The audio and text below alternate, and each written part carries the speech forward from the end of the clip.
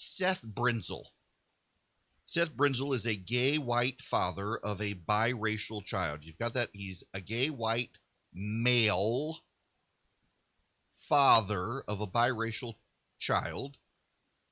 He was denied a spot on the San Francisco Board of Education's Volunteer Parent Committee because he does not bring enough diversity to the group.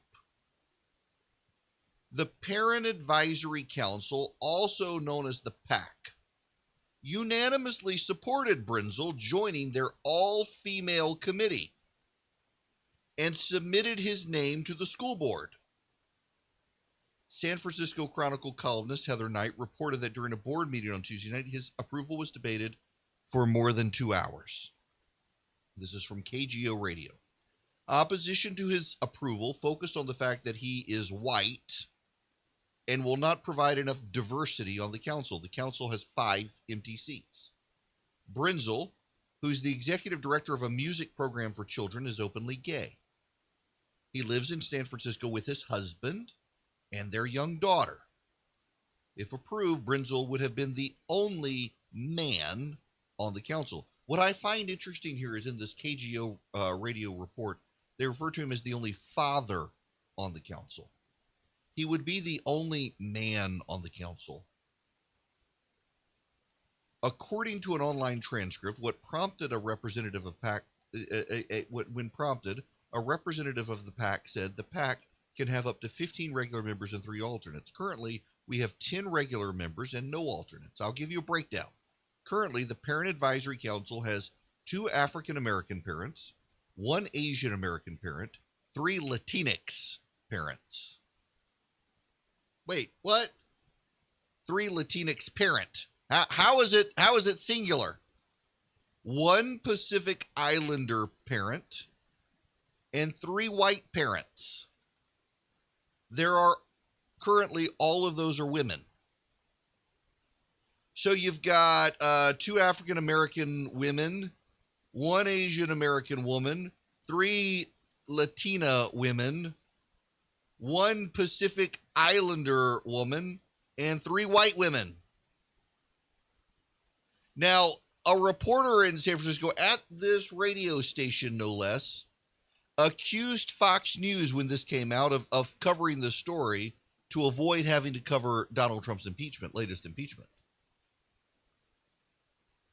Now, Commissioner Matt Alexander, a new board member and a former district principal, said, I'm probably going to get complaints now. I'm telling white parents not to be involved or something. I want to be clear, that's not what I'm saying. White parents also in the city tend to have a lot of privilege and power and access to the Board of Education in various ways.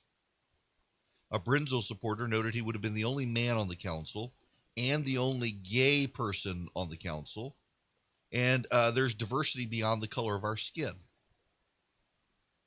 Another said Brinzel is overly qualified. If anything, for this position, he's ready to serve. You should be grateful for his service. Ultimately, the board rejected Brinzel's nomination and instead asked council representatives to find more candidates for consideration. The same school board voted 6-1 in January to change 44 school names as historic figures have ties to racism, like George Washington and Abraham Lincoln. This is San Francisco. Now, there's a method to my madness here. It's an older story here. Yesterday, I spent time on Oakland, California school board, which is right across San Francisco Bay, right across from San Francisco. In Oakland, they're teaching ethnomathematics now. That capitalism and individuality are signs of patriarchy and racism. That you should not want to teach your kid capitalism. In other words, you don't want to teach your kid how to become rich. You don't want to teach your kid an individual work ethic. That they need to be focused on the collective. They're essentially indoctrinating kids. Now, let me tie one more story into this. So a listener sent this to me yesterday from the American Thinker. Conservatives need to start taking no prisoners and claiming scalps. One reason conservatives never saw a culture war they couldn't lose is that they insist on using Queensberry rules, even as the left fights no holds barred. Consider, for example, 2 scenarios. When leftists discover someone committing conservatism, such as when former Mozilla CEO Brandon Ike was found to have donated $1,000 to California's Proposition 8, they accept nothing less than the person's termination. In fact, they never want him to work again, ergo cancel culture. When leftists affect something truly outrageous, such as anti-white deep equity school curriculum being implemented nationwide, the reaction is different. Conservatives may fight back against it as they did with deep equity in Chandler, Arizona, but they're generally satisfied if the social engineering is abandoned. They don't go for blood. In fact, so often I've heard prominent conservative figures say in such situations, look, I don't want anyone fired. Well, I do. I say this not with just a vindictive spirit.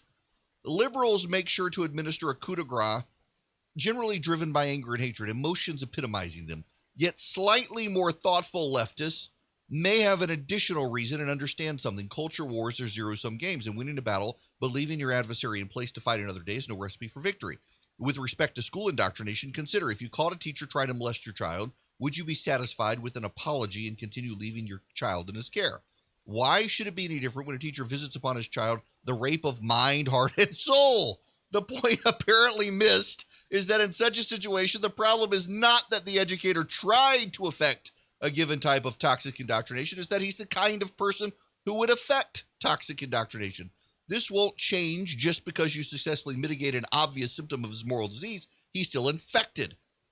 He still is what he is. And while I'm no fan of Maya Angelou, some of her words should be heeded here. When someone shows you who they are, believe them the first time. I remember first hearing these words in my early 20s. I heard them, she continued. I just didn't follow them. Hence, I brought myself a whole lot of painful lessons and needless suffering because I always wanted to give people a second chance, a third, a fourth. Implementing a planned program of leftist insanity isn't just a momentary lapse in judgment, such as an angry outburst regretted soon afterwards, that results in calling a child a derogatory name. It bespeaks of a twisted worldview, of a lack of virtue. And when you identify a cancerous tumor, you excise it. You don't leave it in place so it can metastasize further. A teacher imbued with leftism will corrupt everything he touches, whether he wants to or not, for he cannot help being what he is. As with virtues, vices are caught more than they're taught. It's what's assumed that's learned best. And an educator's basic assumptions will always come through to his students one way or another. That said, a left-wing teacher will usually seek to indoctrinate. If my prescription sounds too harsh, know there's a difference between being virtuous and being a nice guy. The nice guys finish last. Basically, be a jackass to the other side. Be a jerk to the other side, I guess I should say. They're nasty to you, be nasty to them. Forget love your neighbor. That's all that Jesus stuff. We can't have that in America now. We got to fight as nasty as the other side.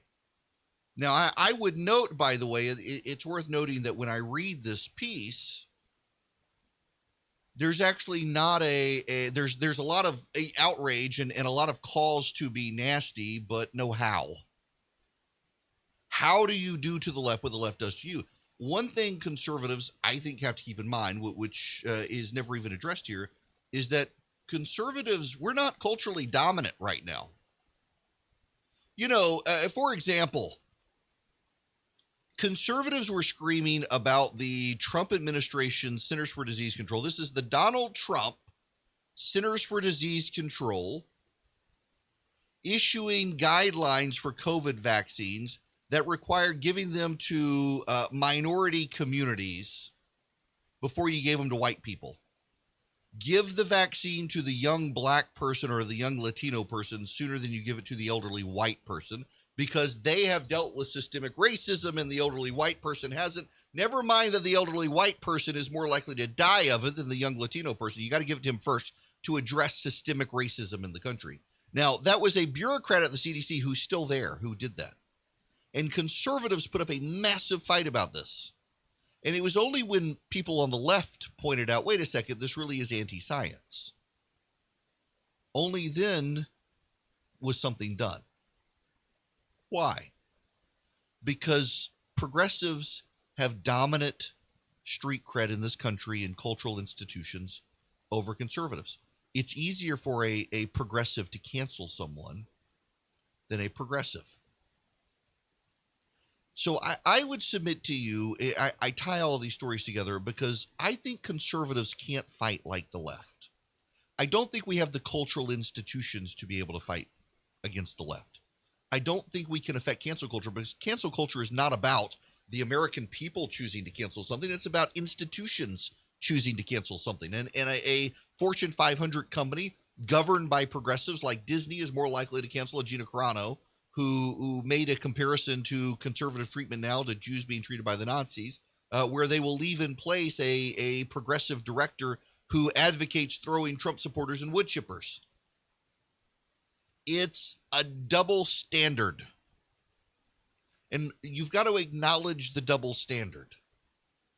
It's great to use hyperbole of, well, you would force someone who molested your child to go to jail, not just fire them. We've got to engage in our own cancel culture of the leftist teacher who would indoctrinate your child. Are you going to follow them all across the country? Because eventually they'll make it to San Francisco, and we should be fine with them being in San Francisco, ruining those kids. My point is this. There are a lot of conservatives right now who want to engage the left on the left's terms. The left is nasty to us. We should be nasty to them. No more love your neighbor. No more Jesus talk. No more being nice to people. We can't be nice to progressives because being nice is a weakness. You know, a keyboard warrior can say that. You can bang away on your keyboard and say stuff like that, but occasionally you got to get out behind your keyboard and go outside and actually see your neighbor who may be on the left. Let's just be nasty to that guy. Let's burn his house down. I mean, he'd burn our house down, wouldn't he? I mean, because they want to silence. No, you can't really do that. So why do I start with the San Francisco story? Because here's the thing. I don't think that conservatives have the cultural clout in society these days to engage in systematic cancel culture of the left, because so many of the institutions are on the left. You got Amazon. My buddy Brian Anderson from the Heritage Foundation, now over the Ethics and Public Policy Center, got his book taken off Amazon because it discusses a biblical approach to transgenderism. Who among you is going to bully Jeff Bezos into putting the book back? You're not. And are you going to stop buying books from Amazon? Amazon sells 80% of the books in the country. Are you going to boycott Amazon? Good luck to you. Good luck with that. There is a solution, though. And it comes back to this story. In San Francisco, the Parent Advisory Council, made up of a bunch of women of different skin colors, wanted to put a white man with a biracial child. The man happens to be gay on the board. And the school board that decided George Washington and Abraham Lincoln are offensive and can't be part of society, they decided that this guy can't be on the Parent Advisory Council. Culturally, institutionally, a lot of institutions rely on San Francisco. Let them do it. Here's my thinking. I actually think the bulk of the American people are with us. They may not say it. Look at 2016. You know, I really didn't think Donald Trump would win, and he did. Now, he lost the popular vote, but then California and New York overwhelmed. And if you took out California's vote, the president would have won overwhelmingly. The left has marginalized themselves along coasts in progressive enclaves. And they've got progressive enclaves even here in Georgia. And they push things in education. And parents should be vocal about this stuff. I'm not saying don't be vocal about it. What I am saying is mock it. Laugh at it. Whatever happened to the happy warrior on the right? You don't need to go destroy someone's life. You don't need to be woko haram. The bulk of the American people, I think, they're not politically engaged like you and me. They're not as politically savvy as you and me. What they see, though, are a bunch of brain biblical donkeys on one side and people on the right who are giving into the temptation to just be like the other side. And all these people in the middle are looking for is like, yeah, those people are crazy, but I don't want to be with you because you're just as nasty as them. So provide laughing at them. See, one of the things the left has done, and this is their defensive posture right now, is every time you laugh at their idiocy, I can't believe they would laugh at this. How dare they? No. Laugh harder at them. Mock and ridicule their policies. Mock and ridicule the fact that in California, your kids aren't going to learn 2 + 2 because the school board is afraid they might become capitalists. Capitalism is a good thing. Individualism is a good thing. Laugh at them. There's such a temptation now on the right to try to engage in reciprocal cancel culture. And I got news for you. You can't do it. You don't have the cultural clout to do it. But you do have the people on your side. So laugh and ridicule the other side. Mock them. Explain the ridiculousness of their policies. Explain the ridiculousness of their lack of logic. Explain their lack of science. And make it humorous. Instead of scowling and screaming and pounding your fist and being angry all the time, there's a large portion of people in this country who are neither really of the left or of the right, but they want to side with the people who they like, and they don't like what's happening on the left.